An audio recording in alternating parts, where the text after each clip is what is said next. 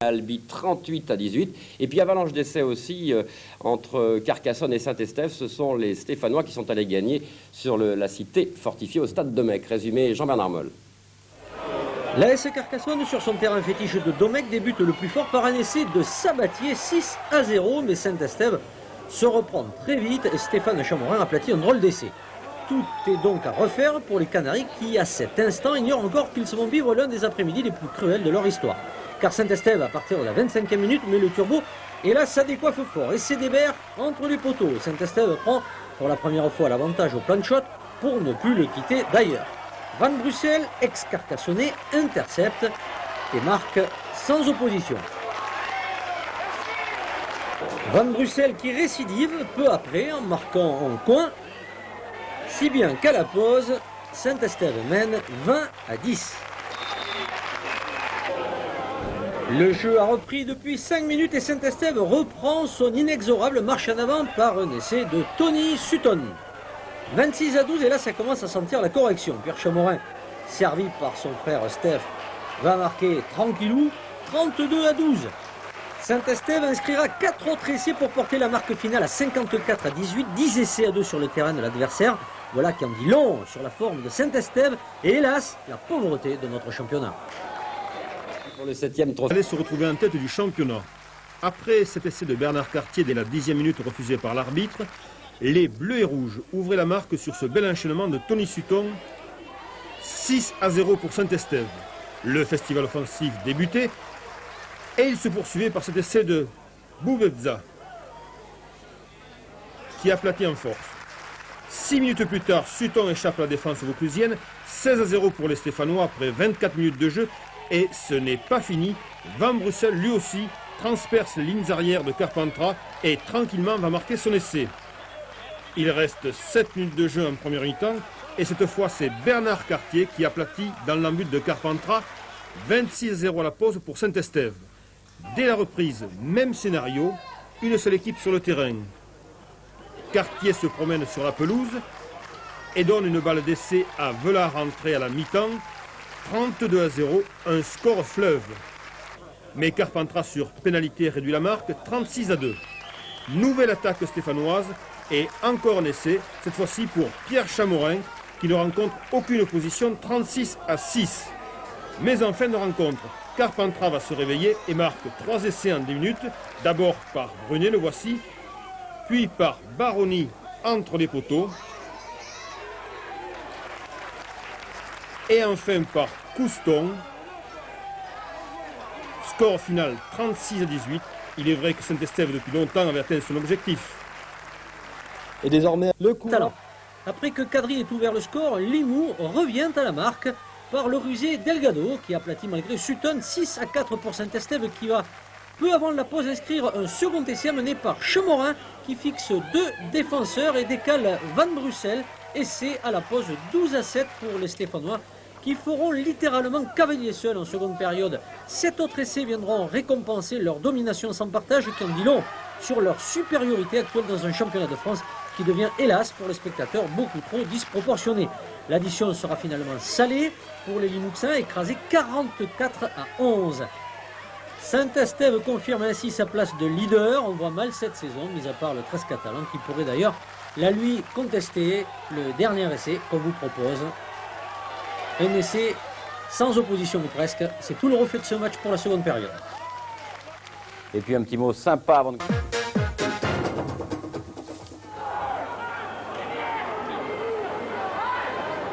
En réussissant le premier doublé de son histoire, Saint-Estève est enfin entré dans la légende trésiste.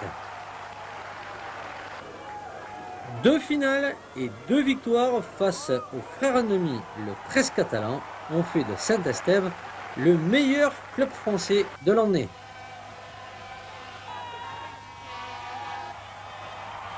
Saint-Estève qui règne encore cette saison sans partage et qui entend bien conserver tous les biens qu'il a remportés en 93.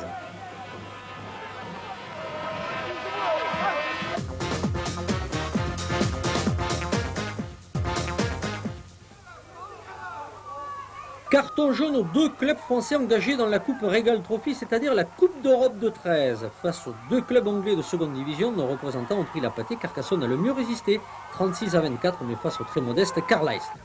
Quant aux Stéphanois, devant les Blacks des London Crusaders, ils ont carrément pris la raclée. Une défaite cruelle, terrible par son ampleur, 48-16. Le champion de France n'a pas touché terre face au second de la deuxième division anglaise. Pas étonnant, en rencontre internationale, on prend si souvent des corrections. Il faut vite que nos clubs fassent tous les efforts voulus pour qu'on cesse le ridicule.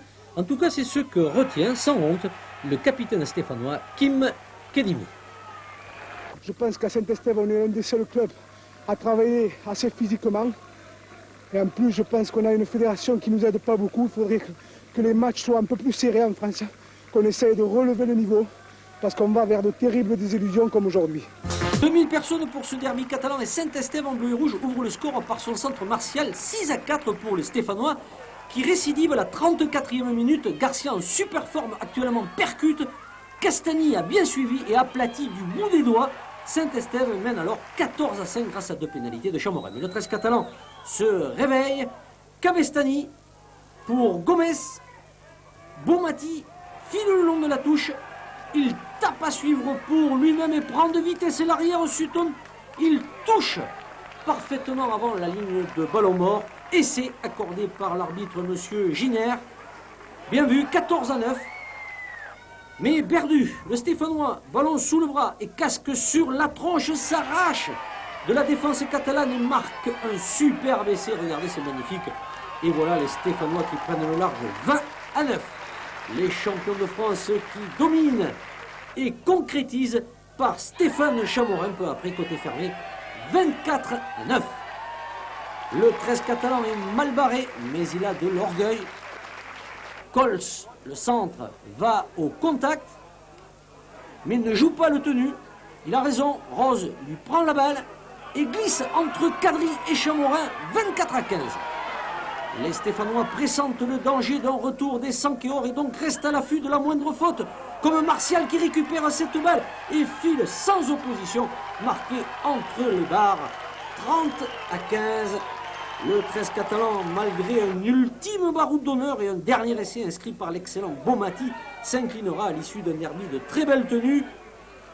Le voici, ce dernier essai, avec tout d'abord une tenue de Malphaz et Bonmati, derrière celui-ci, va jouer finement pour aplatir lui-même 30-21 pour Saint-Estève, désormais leader incontesté du championnat de France. Qui amène le 13 stéphanois, des Stéphanois sereins, mais pas pour longtemps. Le renvoi de Chamorin est repoussé par le vent. Serret récupère et marque en force, mais l'arbitre, M. Gonzalez, le refuse, les Pianins n'étant pas à 10 mètres, selon lui, à tort, nous semble-t-il. Pia domine, Toreille au pied pour Joël Sotris, étrangement démarqué. Il plonge en coin et c'est 4-0 pour Pia. C'était Luc Mendez, l'entraîneur Pianin. Sutton, par côté fermé, il croise avec Pérez qui échappe à Flovy et va marquer entre les poteaux 6-4. Bourneville, l'avant stéphanois de retour après une fracture du bras, pète la santé, regardez, mais pas pour longtemps, car il va se recasser le bras. Pour lui, la saison est terminée. Un coup dur pour les Bleus et Rouges. 2 minutes avant la pause, Pierre Flovy s'arrache et marque 10-6 donc pour Pia qui débute la seconde période d'une façon catastrophique. Festival de Chamorin qui se relève et va offrir l'essai à Cervélo, 10-10. Le temps de remettre en jeu et Garcia éclate plein champ et lui aussi envoie Esponda à l'essai et c'est entre les poteaux. 16-10, on pense l'affaire entendue pour les Stéphanois, erreur. Le remarquable Yannick Sotris marque tout en puissance. Monsieur Gonzalez, l'arbitre, hésite, mais finalement l'accorde, 16-14. Mais Saint-Estève se reprend aussitôt. Espondant, encore lui, fait des miracles, regardez. Et il donne à Kedimi pour laisser au pied des poteaux 22-14. Mais les Pianins qui croient encore, et ils ont raison, la preuve, Joël Sotris aplati en coin. 22 à 18, il reste 3 minutes à jouer quand Pérez s'arrache pour l'essai de la victoire. 26 à 18 pour Saint-Estève, mais bravo à Pia. Saint-Estève est une grosse cylindrée, va se présenter devant en finale de la Coupe, mais mes joueurs les ont fait douter jusqu'au bout. Je pense qu'à 5 minutes de la fin, on a une occasion de faire basculer le match, mais mon ailier est repris de justesse, il joue un peu diminué. C'est vraiment dommage parce que Toupia était là, Toupia y croyait, et on a vraiment les occasions, on les a poussés dans leur dernier retranchement. Alors on va parler du 13 de France, il n'y a pas qu'Edimi, c'est une grosse surprise pour nous. Non, mais oui, c'est une grosse surprise pour moi, mais bon, je pense que je vais mettre complètement fin à l'équipe de France parce que vraiment, je pense que là, il y a des incapables qui s'occupent de l'équipe de France. Est-ce que vous pensez que vous êtes... Il y a des magouilles, enfin, je sais pas, ou... Non, disons que ils n'aiment pas les meneurs, les gens qui leur disent la vérité en face, hein, les gens qui connaissent le rugby, alors ils les écartent un peu, parce que si je les contredis sur ce qu'ils disent, ça leur plaît pas. Mais pour vous, la vérité, c'est quoi, Kim? La vérité, c'est que actuellement, nous avons les joueurs pour battre les Anglais, les Australiens, ou pour tenir tête aux Néo-Zélandais, mais on n'a pas l'encadrement qu'il faut. Après-midi, en demi-finale retour du championnat de France à Saint-Estève, Pia a réussi l'exploit en dominant les champions de France en titre, les Stéphanois, 21 à 14. Comme à l'aller, Pia avait déjà battu Saint-Estève 22 à 20. Faites l'addition et vous avez compris, c'est Pia qui jouera la finale. Saint-Estève, le champion de France en titre, est donc éliminé. Je vous l'ai dit, c'est une énorme surprise. Pourtant, ce sont les Stéphanois qui ouvrent la marque par un superbe essai de Van Brussel, 6 à 4 pour Saint-Estève. Puis le ton monte. Les deux équipes, il est vrai, sont très motivées, n'est-ce pas, Wozniak? Un peu trop même. Et il faut l'intervention du président de Pia, Marc Humbert, pour ramener le calme. Car à ce moment-là, ça tombe dru, très dru. Les Stéphanois pourtant semblent bien maîtriser l'affaire. Castagni, Kedimi, Garcia et essai de Martial, 10 à 4. Pour Saint-Estève qui domine vraiment, et peu après, c'est Sutton qui plonge en coin, 14 à 6 à la pause pour les Stéphanois. Mais en seconde période, les mouches vont changer d'âne et Floby grille la politesse à Sutton et c'est 14 à 10. Dans la foulée, Pascal Fage marque en force et Pia égalise à 14 partout. Il ne reste que quelques minutes quand Pascal Toreille envoie Pia au paradis en finale puisque Pia s'impose 21 à 14. Bravo les Pianinques, ce que vous avez réalisé vraiment très fort. À dimanche prochain, salut. Saint-Estève disputait cet après-midi sur la pelouse de Pia une partie très importante en vue de la finale de la poule des As. En effet, un succès ici les aurait placés aux Stéphanois solidement en tête, écartant du même coup la menace d'un retour pianinque au classement. Donc ce derby, c'était pratiquement une demi-finale. Après que les Stéphanois en bleu et rouge aient ouvert la marque sur pénalité, c'est Fage, après ce tenue de comète, qui va donner, lui, l'avantage cette fois-ci au Pianinque, 6 à 2. Mais dans les dernières minutes de cette première période, Saint-Estève va égaliser par Zénon qui marque en force 6 à 6. Puis les Stéphanois vont carrément prendre l'avantage par un nouvel essai amené par Martial, sévèrement plaqué, tenu, Académie pour Jean-Pi qui va s'envoler dans l'embut Pianinque à la pause 10 à 8 pour Saint-Estève. La parole à Abed et Palis, les entraîneurs stéphanois. Je vous ai pas demandé que d'arriver comme des abrutis.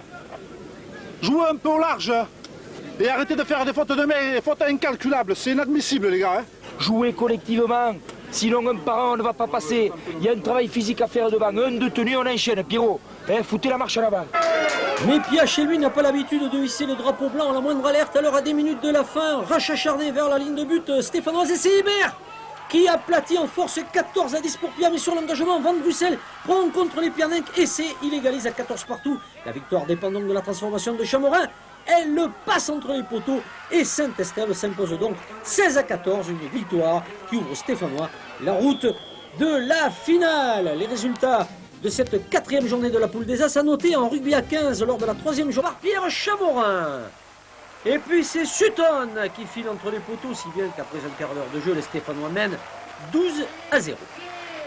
23e minute tenue pour le 13 catalan, gauche, Castagni et Foulquier à droite, échappe à Jean-Pi et c'est 12 à 4. Les Catalans qui se sont bien remis de leur début catastrophique reviennent un peu plus à hauteur des Stéphanois par un essai de Castagni qui trompe Kedemi, 12 à 10. Pour Saint-Estève qui quand même se rebiffe et grâce à cette passe croisée de Kedemi, Il offre l'essai carrément à Hampton. Donc Saint-Estève reprend le large 18-10. On joue la 38e minute de jeu. Tenue de Cabestany. Le néo-zélandais Patterson aplati in extremis à la pause 18-16 pour Saint-Estève. Pierre Zamora n'est pas content. Prenez-moi les ballons là, la première ligne. Regardez, ce talonneur là, le talonneur, il ne faut pas qu'il avance. Allez me le chercher. C'est rien les gars, c'est rien. Jamais ça fout, il faut gagner le match. La 40 minutes, ça se fait chier encore les gars. Ne prenons pas de risque dans notre cas. Ils sont venus 3 fois ils nous marquent. Des conneries, putain. À 12-0, on tue le match. Le jeu a repris depuis 4 minutes et double coup dur pour Saint-Estève qui d'un coup va se faire passer devant au score par cet essai de Foulquier et perdre son seconde ligne perdu, commotionné sur un plaquage au demeurant régulier. Le 13 catalan mène alors 22-18, mais Saint-Estève y croit bien sûr. Garcia pour Vergès qui passe à Martial, mais hélas celui-ci rate cette balle d'essai sur le tournant du match car sur le renvoi. Patterson joue côté fermé avec Malfaz qui recentre pour Castagny qui va marquer entre les poteaux 31-18. Le match semble joué quand Van Brussel, l'un des meilleurs hommes du match d'ailleurs avec Cabestany, Tena et Patterson, réalise un véritable exploit personnel et ramène la marque à 31-24. Il reste 1 minute à jouer et Chamorin va lui aussi trouver la faille pour signer le 10e essai de cette belle finale que remporte le 13 catalan 31-28. Le champion de France reste donc le plus fort. De vaillance que nos coqs et finalement même des faits n'ont pas à rougir de honte. Les Anglais inscrivaient en première période 2 essais par Summers puis par Medley après cette formidable action amenée par Simpson, l'ailier. Regardez comment il va slalomer. Puis c'est Robbie qui la prolonge. Et c'est donc Medley qui l'a conclu à la pause 8-0 pour Bradford.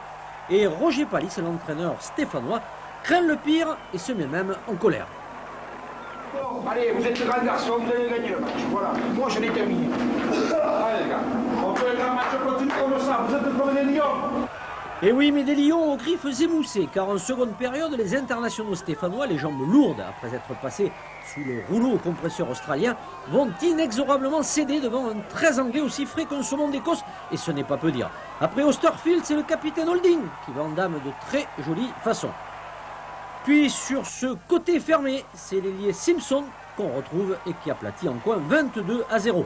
En fin de match, les Stéphanois réduiront le score par Chamorin, mais les Anglais auront assez de ressources pour rajouter 2 autres essais et finalement s'imposer 32-6.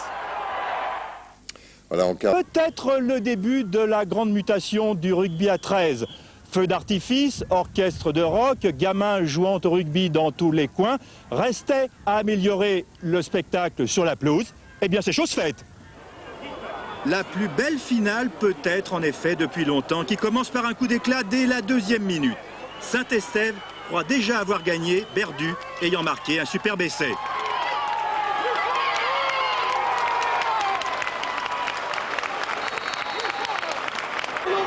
Mais quelques instants plus tard, Marc, démarqué, se fait remarquer et marque, c'est l'égalisation.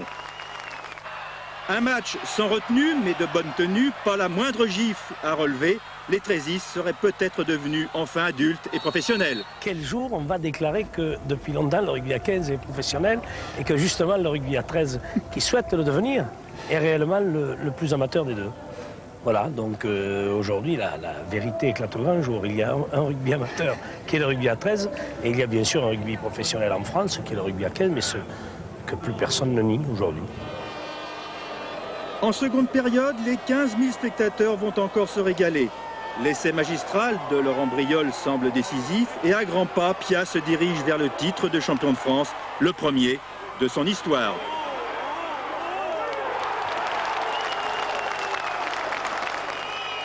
La suite, vous la connaissez, une transformation ratée de Saint-Estève, Pia, un village de 5000 habitants et champion de France de rugby à 13. Revanche samedi avec les mêmes à Perpignan pour la finale de la Coupe de France. Ça promet. Ouais, Richard, vous... Environ s'était déplacé au stade de l'Amitié de Narbonne. Un très beau succès populaire pour le rugby à 13. Parmi la foule, Jacques Fourou qui présentera jeudi le championnat de la Rugby League à Villeneuve-sur-Lot. Saint-Estève était le favori de cette finale et va tout de suite mettre les points sur les i. 3e minute, attaque des Stéphanois grand côté. Garcia adresse une longue passe à Vergès qui sert Sébastien Berdu qui accélère et va à l'essai 4-0. Pia va-t-il au carton que les Stéphanois leur ont promis? Briol, lui, il va tout droit. Regardez ce plaquage. Pas étonnant qu'il ait les côtes fatiguées, mais il ne les aura pas longtemps. Saint-Estève domine largement ces 10 premières minutes. Boudebza part en force et aplati. Essai, non, dit l'arbitre, monsieur Vigourou. Une décision au ralenti pas très évidente. L'essai y est d'ailleurs, semble-t-il. Comble de malchance, 3 minutes plus tard, première incursion Pianinck chez les Stéphanois. Hébert, formidable, provoque un tenu. Toreil joue très intelligemment, côté fermé pour Marc. Essai et 4 partout. Puis c'est Okessen qui joue pour lui-même. Petit coup de pied, mais il est plaqué sans ballon. Pénalité que Toreil réussit. 6-4 pour Pia. Réaction immédiate des Stéphanois, profondément vexés, on le comprend. Chamorin, Martial, Vergès, mais mauvaise passe et une belle occasion de rater. Saint-Estève met la pression. On joue sur la ligne de but. Pianinck et on retrouve Boudebza qui va une fois encore à l'essai en force. Mais il tombe sur le dos et n'aplatit pas fermement. Et M. Vigourou le refuse. 38e minute, Chamorin attaque le long de la touche. Zénon est au relais et décide d'y aller tout seul. Mais il est pris à 1 mètre de la ligne de but. Pianinck, bien que tenu, il marque. Mais l'essai est refusé. Et 2-3 à la pause. 6-4 pour Pia, le point de vue des deux présidents. On s'y attendait, hein. C'était pas facile. Hein. C'est pas parce qu'on les a battus de 40 points en demi-finale qu'on devait les gagner facilement. Et comment tu vois maintenant la seconde période? Ah ben, la seconde période, j'ai confiance quand même. Hein. C'était prévu qu'on arriverait à la pause avec peu de points d'écart et à la fin on arriverait avec peu de points d'écart et on gagnera en plus. Ah ouais, je suis sûr, persuadé. Parce que tout le monde craignait de donner un carton pour Pia, tu le sais. Oui, mais ça c'est la littérature, ça c'est les matchs qui comptent pas, c'est cela qu'il faut gagner, c'est pas les autres. La seconde période a repris depuis 5 minutes. Chamorin, Ramson résiste au plaquage des Pianinck. Martial, mais il échoue au pied du poteau. 52e minute maintenant, tenue Zénon, grand côté, Chamorin, Kedimi, Boudebza, le décalage est fait, mais Martial oublie la balle d'essai, rageant. Les deux équipes se livrent à fond, le match est magnifique. Pêche, plaque au Boudebza, pénalité face au poteau accordé par M. Vigourou. Stéphane Chamorin la passe et égalise à 6 partout. Les Pianinck vont-ils céder? Eh bien, pas du tout. Au contraire, ils attaquent avec Okessen qui redouble. Combette pour Briol, très bon, qui perce. Recentre pour Okessen, mais en avant du Samoan. Saint-Estève a eu chaud. C'est Pia maintenant qui domine et Toreil tente et réussit des 40 mètres ce drop superbe. 7-6 pour Pia. Il reste 10 minutes à jouer. On retrouve le Lion Pianinck Hébert qui part et est stoppé à 2 mètres de la ligne de but stéphanoise tenue. Toreil, grand côté pour Pêche, Fage, Okessen et Briol sur son aile fait des prodiges et va à l'essai. Toreil nous offre une roue royale et les Pianinck une sacrée ambiance. 11-6 pour Pia. Sursaut stéphanois immédiat, Boudebza, le plus vaillant de son équipe, il va en force une fois encore, mais tombe la balle au moment d'aplatir, incroyable. D'autant plus qu'une minute après, serré, passe le drop, 12-6. On joue maintenant la toute dernière minute de jeu. Saint-Estève, vous allez le voir, doit absolument marquer un essai transformé pour égaliser. Cartier pour Ramson, Jean-Pi, petit coup de pied et Cervélo qui marque en coin. C'est incroyable, 12-10 pour Pia. Il faut maintenant que Stéphane Chamorin transforme pour égaliser. Quel suspense. Ça part bien, mais c'est trop court et c'est fini. Pia est champion de France. Le bouclier aux frères Ambert, les présidents. Mais quel match et quel bonheur chez les Pianinck.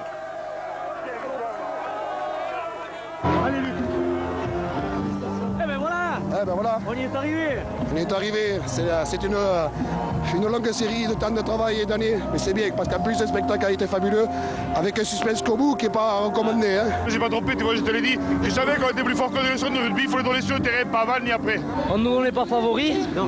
Ils croyaient nous mettre 60 points. Mais on leur a montré qu'on était là. On a défendu.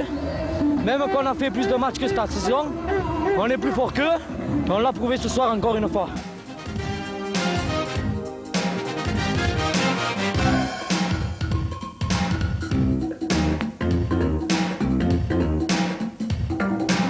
À Saint-Estève, Lézignan avait marqué par Fito. Guisset ouvre le feu pour les Stéphanois. Égalisation 6 partout. Nous sommes à la 21e minute.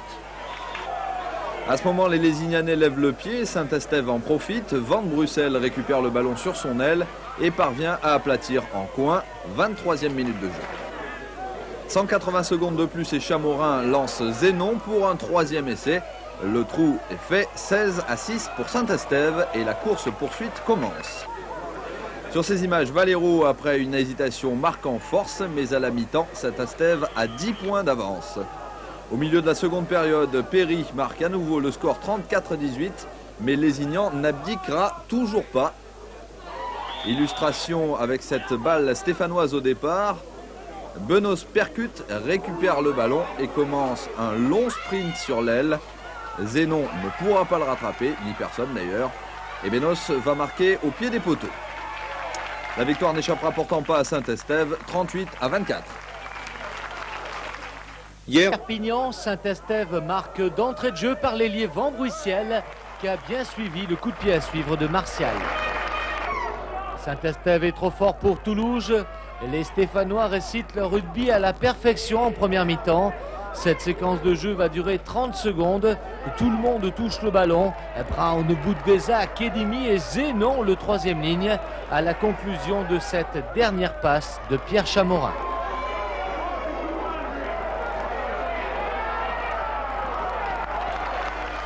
Les tenants de la coupe lèvent le pied en seconde mi-temps, mais la défense de Toulouse est dépassée par le rythme. Vergès va laisser sur cette action Chamorin-Kedimi. On reprend les mêmes, Kedimi, Zénon et l'Australien Brown qui fait admirer ses jambes de feu. Il va marquer entre les poteaux. Les Stéphanois inscriront 9 essais dans ce match contre 1 à Toulouse qui sauve l'honneur sur cette action confuse. C'est le 3e ligne Vidal qui aplatit derrière la ligne à la force des bras. Saint-Estève clôture la marque sur un compte de l'ailier Van Brussel en fin de match pour une victoire écrasante, 52-6. Quand Chamorin s'échappe, il y a le feu dans la défense. Van Brussel est servi et c'est Renaud Cervelot qui marque au pied des poteaux.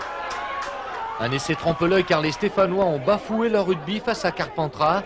Les Vauclusiens égalisent derrière ce tenu. C'est Étienne qui marque comme un footballeur. Les Catalans retrouvent leur vertu en deuxième mi-temps. Un peu de rythme, d'imagination avec une dose d'opportunisme. Cervelot est passé par là et file à l'essai. Une course de 70 mètres. L'ailier catalan fait briller sa puissance et sa vélocité. Cervelot encore lui remet ça pour son 3e essai personnel de la partie. Verdu, Chamorin, Dixon, Vergès dans le bon temps. C'est du caviar pour l'ailier catalan qui finit le travail. Saint-Estève se rassure définitivement à 20 minutes de la fin. Chamorin joue rapidement le tour pour Patrick Coste qui va à l'essai. Vergès donne plus d'ampleur à la victoire catalane. Il profite de ce bon service de Van Brussel pour griller la défense de Carpentras. Et c'est en force, mais victoire sans panache des Stéphanois. Derrière le tenu, on voit Daniel Divé pour un essai tout en puissance. Les Limouxins recollent le score en seconde période grâce au capitaine Philippe Sokolov, bien servi par l'Australien Glenn Cannon. Les Catalans reprennent le large grâce à un essai magnifique bien amené par Sébastien Berdu. Sa passe croisée trouve à l'intérieur Arnaud Cervelot. Un raffut, 2 crochets. Saint-Estève entrevoit le paradis. Mais Limoux égalise à 5 minutes de la fin. L'action balaye tout le terrain. Le coup de pied à suivre de Daniel Divé est bien suivi par l'ailier Jérôme Alonso. 20-20, on doit jouer les prolongations. Limoux domine, mais les Stéphanois font de la résistance.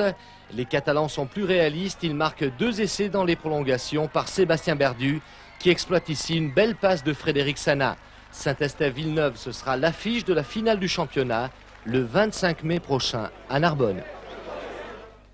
Le bouclier de champion de France quitte les Pyrénées-Orientales pour le Lot-et-Garonne. Villeneuve-sur-Lot est sacré champion 16 ans après son dernier titre. Pierre Chamorin aurait pu donner la victoire aux Catalans dans les dernières secondes de la partie. Il échoue d'un rien dans sa dernière tentative de transformation. Le suspense a été total pendant 80 minutes. La première mi-temps est superbe.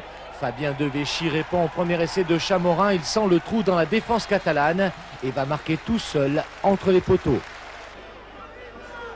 Les Stéphanois retrouvent un instant leur jeu de soutien en première mi-temps. Pujol pour Pierre Chamorin. Il sert Arnaud Cervelot. Son cadrage débordement fait la différence. Le premier de ses 4 essais personnels. Villeneuve réagit tout de suite par Daniel Verde, bien servi par Canal. Les Villeneuvois remettent ça juste avant la mi-temps. Un essai tout en force du centre Fonfrège sur un service de Régis Pastre-Courtine. Et 18-14 pour Villeneuve au repos. Le suspense va grandissant en seconde mi-temps. Cervelot continue son festival. L'ailier catalan a des jambes de feu. Crochet, raffut, cadrage des bords. Cervelot sait tout faire avec beaucoup de talent. Villeneuve repasse en tête à 10 minutes de la fin. C'est Tutard qui exploite une grossière erreur de la défense catalane pour l'essai de la victoire. Vendredi soir. Pas loin du record en approchant la barrière des 100 points. Les hommes de Roger Palis ont eu le mérite de rester concentrés malgré l'absence du public et la faiblesse de l'adversaire. Jean-Marc Garcia, de retour de Sheffield, inscrira 5 des 16 essais stéphanois. Il est bien décalé sur cette action par Toreil et Brown. En résumé, une bonne répétition pour Saint-Estève dans un match sans passion qui laisse beaucoup de questions sur la crédibilité du championnat. Il est urgent aujourd'hui de trouver une autre formule beaucoup plus attractive. La balle est aujourd'hui dans le camp de la fédération. En attendant, 5-18, les images. Saint-Estève prend le meilleur départ avec un premier essai dès la 5e minute. Le néo-zélandais Phillips tape un coup de pied à suivre en visant le drapeau de la ligne d'en but. Krismanovic a suivi et réussi un essai au millimètre. Les Stéphanois doublent la mise sur une action à 3. Kedimi Brown-Guissé. La passe croisée de l'Australien trouve Laurent Glissé qui aplatit le deuxième essai catalan. Limoux rentre enfin dans le match après 20 minutes de jeu. Rouget joue le tenu pour Vincent Banet. Longue passe sautée vers Arnaud Cervelot qui trouve à l'intérieur Dowling un bel essai classique. Le match tient toutes ses promesses sur le terrain et au tableau d'affichage. Les Audois prennent l'avantage sur un joli mouvement. L'action est marquée par 2 tenues jouées sur 50 mètres. Toute l'équipe de Limoux touche le ballon. Boudebza bute une première fois sur la défense stéphanoise qui n'a pas le temps de se replacer. La suite, c'est un numéro de Fressinou qui envoie Alesina sous les poteaux. Les Catalans ont l'occasion de faire le break sur cette action enclenchée par Kedimi et Krismanovic. Réchal de Zénon passe les bras pour Vergès, lancé à pleine vitesse. Il trouve à l'intérieur l'arrière Nicolas qui est rattrapé in extremis sur la ligne d'en but. L'arbitre refuse l'essai. Limoux en profite pour égaliser. Le tenu est joué par Vincent Banet pour Marc Tisser. Coup de pied à suivre judicieux. Cervelot ramasse le ballon dans ses chaussettes pour un très bel essai. 18-18, gros suspense à 10 minutes de la fin. L'essai de la victoire est pour Saint-Estève. Toreil Kedimi pour Jean-Marc Garcia, lancé comme un obus. Le centre catalan déchire la défense limouxine pour l'essai de la gagne, 25-18. Première défaite de Limoux cette saison, Saint-Estève reste invaincu. Mais le principal, c'est le grand spectacle proposé par les deux équipes cet après-midi. Des matchs malheureusement trop rares dans la formule actuelle du championnat. Saint-Benoît réalise un cavalier seul en première mi-temps. Les Catalans marquent 5 essais à Saint-Gaudens aux moyens limités. Siebold inscrit ici le 3e de la liste. Passe à l'intérieur de Vergès pour le pilier australien qui marque sous les poteaux. On reprend les mêmes 10 minutes plus tard, action classique grand côté. Jérôme Guisset échappe à la défense élastique de Saint-Gaudens. Un coup de rein pour gagner la terre promise. Le grand bonhomme du match, c'est Siebold. L'Australien fait parler sa puissance. Double raffut pour transpercer le rideau des Comminges. 30-0 à la mi-temps. Le match est déjà plié.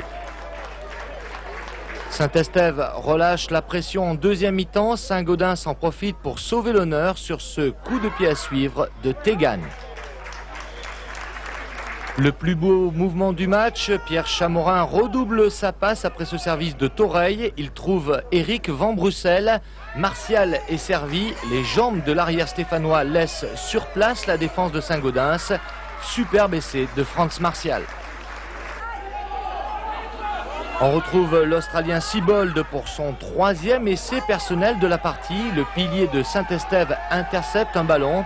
Ensuite, c'est une longue chevauchée de 80 mètres. Un bel exploit pour cet homme de 100 kg qui court comme un lapin. Facile victoire de Saint-Estève, toujours invaincu cette saison. Le premier quart d'heure, Martial rafute pour servir Charcos, 18-6 après 20 minutes de jeu. Les Catalans relâchent la pression, Carpentras en profite avec un service de Femia pour Étienne. Le centre vauclusien prend de vitesse, la défense stéphanoise. Carpentras revient dans le match, 20-12 pour Saint-Estève à la mi-temps. Les Catalans tuent le match d'entrée de jeu en deuxième période. Phillips, Chamorin, grand côté pour Vergès qui envoie Zénon en force à l'essai. Les Stéphanois sont très adroits dans le jeu de passe à grande vitesse.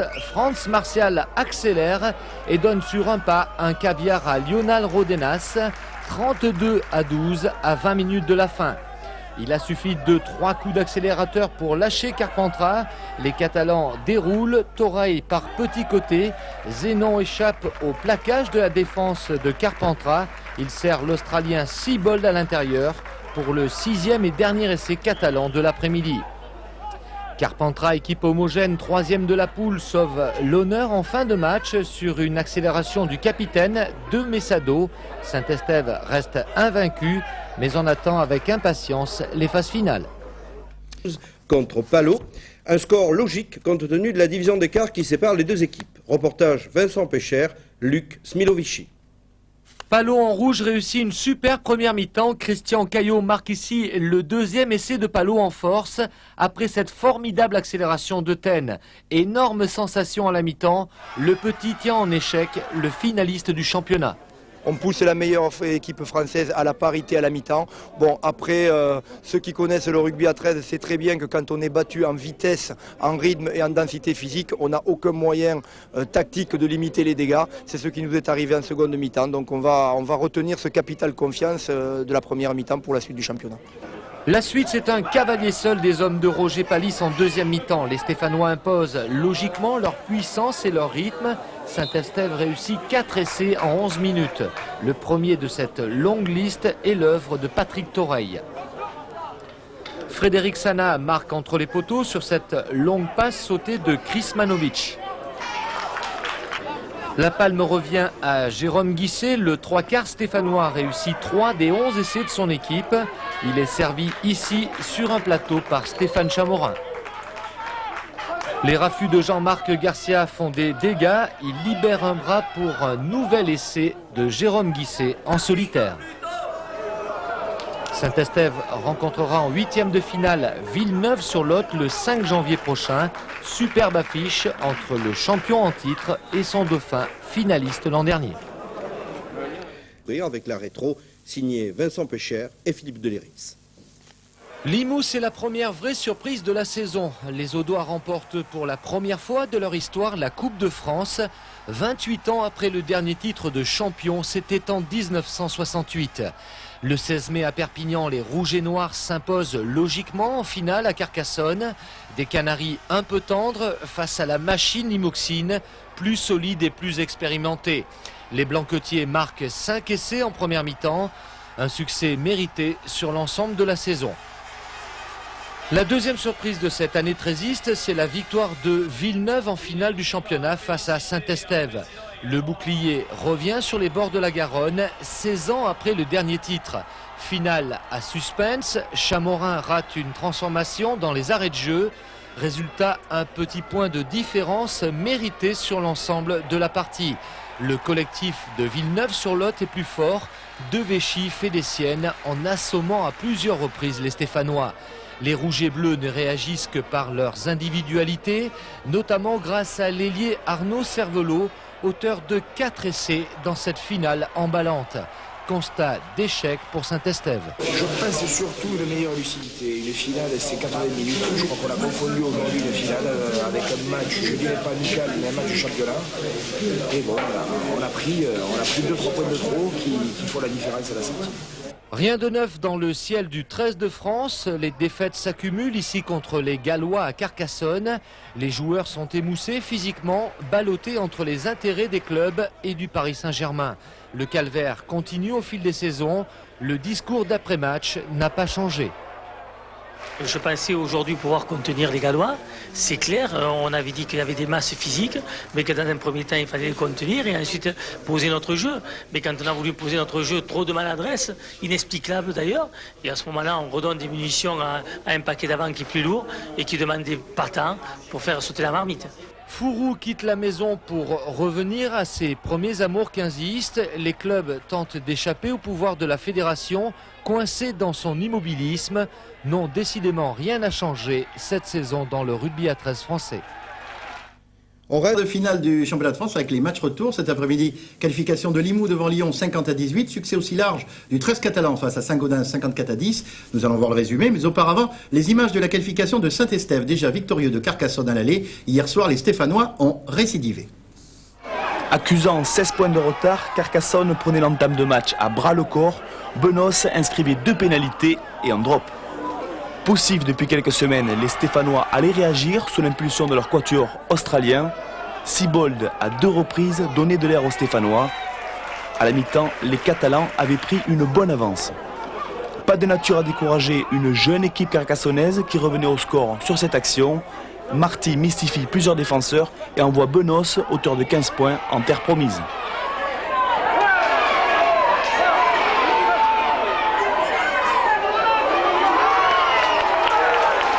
Les Canaries, réduits à 12 pour un carton rouge sur Giacomel, vont s'écrouler dans les 20 dernières minutes. Ils encaissent 5 essais. Le plus collectif est à l'actif de Van Brussel sur un service impeccable de Toreil. Les gros bras sont prévenus, Saint-Estève est en forme au bon moment. 13 catalans a fait exploser Saint-Estève en une mi-temps de feu. Démonstration en 4 leçons. Tout d'abord en vitesse sur ce débordement du seconde ligne Cambre. En force avec son compère Cabestany qui emporte tout sur son passage. Deuxième essai personnel du Catalan qui porte le score à 18-0. Puis, un peu plus tard, en contre, la défense du 13 catalan est acharnée. Saint-Estève cafouille, l'ailier doré en profite. Il déroule sur 90 mètres. Les Stéphanois ne lui verront que le numéro. Et en bas, Villeneuvois ont battu Limoux 27-16 et les Stéphanois ont dominé le 13 catalan 42-18. Marc Tamon et Philippe Deléritz nous résument la victoire de Saint-Estève. Une demi-finale retour qui commence avec un air de samba, sympathique. En revanche, on se serait bien passé de ce genre de folklore. La suite du match sera correcte, mais l'arrière-bise sort, tout comme son vis-à-vis stéphanois Elliott il y a 15 jours en coupe. L'organisation tactique du 13 catalan s'en trouvera perturbée. Saint-Estève en profite à plein régime en alignant coup sur coup 4 essais. Sur 2 d'entre eux, on retrouve la patte de l'éternel Mathieu Kédimi. Une première fois, il s'arrache et glisse le ballon à Guisset. 6 minutes plus tard, rebelote avec le même Guisset. Le jeune Stéphanois perce, trouve un soutien d'oreille qui marque à l'arraché. En face, le 13 catalan ne varie pas suffisamment le jeu. Ajoutez-y une défense apathique et l'addition monte à 24-4 à la mi-temps sur cette chevauchée de Pierre Chamorin. La seconde période repart sur le même rythme pour Saint-Estève. Cartier fait la différence et offre un caviar à Brown pour un essai en coin. 3 minutes plus tard, Mathieu Kédimi limite comme à la parade pour le 6e essai stéphanois. Le score devient vertigineux. Dans un sursaut d'orgueil, Beaumati, tout en crochet, puis Lio en solo, le réduiront à des proportions plus convenables. Mais mis à part ses individualités, le 13 catalan balbutie son rugby, rendant beaucoup de ballons aux Stéphanois. Le paquet des Catalans manque de jus et c'est Saint-Estève qui finira très fort sur un dernier essai de Krismanovic qui vient croiser à hauteur avec Kédimi. 42-18 à l'arrivée, grosse démonstration des Stéphanois qui retournent en finale du championnat. Le 13 catalan, tout comme Limoux, aura l'occasion de se rattraper dimanche prochain en finale de la Coupe à Carcassonne. Volleyball, première journée de la phase finale, défaite de... C'est chose faite depuis hier soir et de façon éclatante avec une victoire contre les Ignans écrasée 70-14. Marc Tamon, Cyril Paquet. Il s'attendait à passer une soirée relativement tranquille. Le quatrième qui reçoit le second, ça promet en général un match serré. Pas de veine, le préposé du tableau d'affichage a été quelque peu débordé, tout comme les joueurs lésignanais. C'est que les Stéphanois avaient décidé de lancer un avertissement cinglant aux prétendants à leur succession. Et ce sont les malheureux lésignanais en vert et blanc qui en ont fait les frais. 13 essais des Catalans avec un effectif et un enthousiasme retrouvé et la rentrée de 3 Australiens. Un festival initié à la 3e minute par un essai de Guisset pour un score de 36-8 à la mi-temps. Saint-Estève maintiendra la pression jusqu'au bout face à des lésignanais dépassés dans tous les compartiments du jeu. 4 essais pour Guisset, 2 pour Alexandre Coutet, l'Australien Bostock et le 3 Karel Nicolas. Ce sont les hommes en forme de l'équipe catalane. Sans agressivité, relâchant beaucoup de ballons et dépassés physiquement, les Verts et Blancs ont découvert leurs limites. Loin de leur stade fétiche du Moulin, ils n'ont jamais pu rivaliser, sauvant finalement l'honneur par Pau, le seul joueur au niveau des Stéphanois. C'est bien maigre pour un second de poule, mais visiblement, les Audois se sont présentés à Saint-Estève au plus mauvais moment. Groupe A2, Nîmes a battu Dijon cet après-midi 28-16. Surprise en rugby à 13, Limoux a été éliminé en demi-finale de la Coupe de France cet après-midi. Limoux battu par Avignon 22-18 dans l'autre demi-finale. Saint-Estève s'est qualifié, c'était hier à Toulouse.